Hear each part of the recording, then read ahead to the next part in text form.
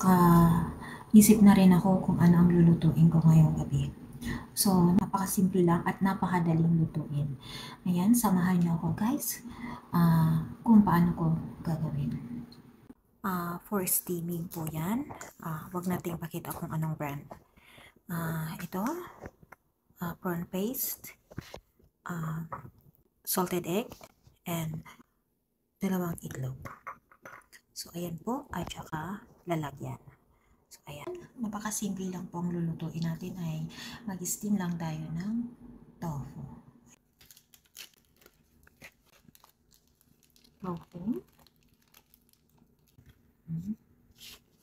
So, ang gagawin lang po natin ngayon ay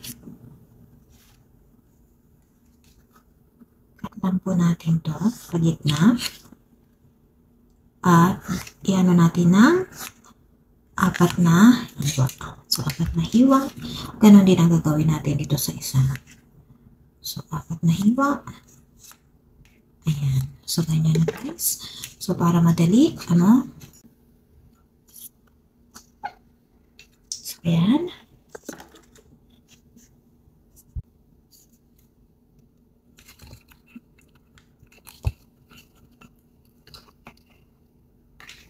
So, ayan guys. Ang gagawin natin ngayon ay kailangan natin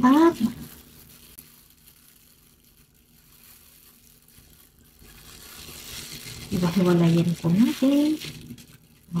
Ganyan para magkasya sa ating lalagyan yan. Para dumami siya, no? Sisit aside po natin yan. Itatabi muna. So, ayan na guys. Handaan na natin ang ating 2 itlog. Ayan. At saka isang salted egg. Ayan. Syempre, ibubukod natin ang kulay yellow. Kasi ilalagay natin yan mamaya. Ayan. Lagyan ng paper at konting asin at lagyan ng tubig.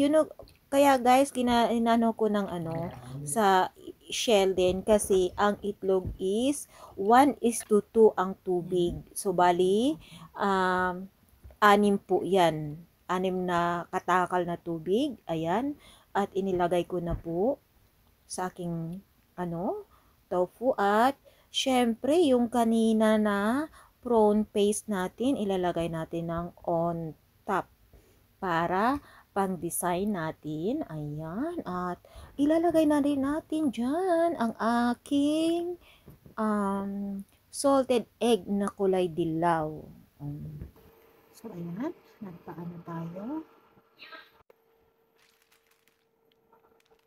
Takpan natin at antayin natin ng hanggang 3 minutes na lang at malapit na rin So, ayan na guys. Ayan po siya na. Ganyan po ang itsura niya. Ayan. Ayan guys. Well done na ang aking steam tofu with prawns. Ayan. Tara, kain na tayo guys. Yummy yummy na. Ito ay ang aking one of my favorite. Ayan. Napakasarap po nito. Thank you for watching guys.